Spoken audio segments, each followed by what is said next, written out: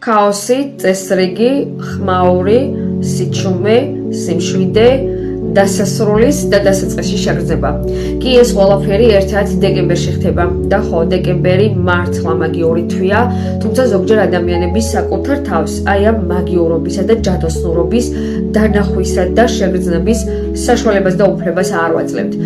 ზოგჯერ ადამიანები პასუხისმგებლობას, ანგარიშვალდებულებას გრძნობენ ოჯახის წინაშე, პარტნიორის წინაშე, სამსახურში უფროსის წინაშე, ზოგჯერ მეგობრების წინაშე, მაგრამ ყველაზე მთავარი საკუთარი თავი ავიწყდებათ. და არ არის აუცილებელი წლის ბოლოს საკუთარ თავს ერთგვარად კრიტიკულად და დამსჯელობითი ტონით კითხო. აბა რა შეძელი და რა გააკეთე წელს. პირიქით, ძალიან მშვიდად კითხეთ. როგორი ცხოვრა შენი ცხოვრების კიდევ ერთი წელი და ძალიან მნიშვნელოვანია ჩვენთვისო თუ კი აი ეს შეჯამების პროცესი ჯანსაღად ჩაივლის.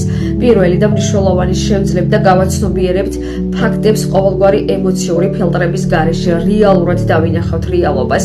შემდგომ უკვე მივიღებთ ამ რეალობას ასევე ემოციების გარეშე. ოღონდ ეს არ ნიშნავს დანებებას, პირიქით ეს მიღების პროცესი ერთგვარად გვეხმარება დავინახოთ სად გადის ჩვენი რესურსების ზღვარი და ზოგჯერ სად არის გარე ფაქტორები ჩართული ჩვენ ცხოვრებაში, ისე რომ ჩვენ მართლა არაფრის გაკეთება არ შეგვიძლია.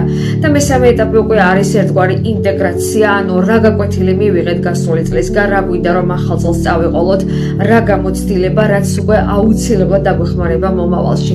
აი ამ პროცესების გავლის შემდგომ დგება ერთგვარად დეკემბრის ბალანსი, მაგრამ ეს არ ნიშნავს, რომ ყოველთვის ყველაფერი ძალიან წყნარად არის და ჩვენც ძალიან მშვიდად ვართ. არა, პირიქით ეს არის ერთგვარად მოძრავი პროცესიც, უბრალოდ ყველაფრის გათვალისწინებით, საკუთარი ენერგიის დაზოგვით გათვალისწინებით, თუნდაც აი ამ სადღესასწაულო ჩართულობასაც, სოციალური კონტაქტების ისეთ ზღვარამდე დაყვანას, რომ არც ძალიან გამოვიფიტოთ და არც გარიყულები აღმოჩნდეთ აი ამ საერთო სადღესასწაულო ფონზე.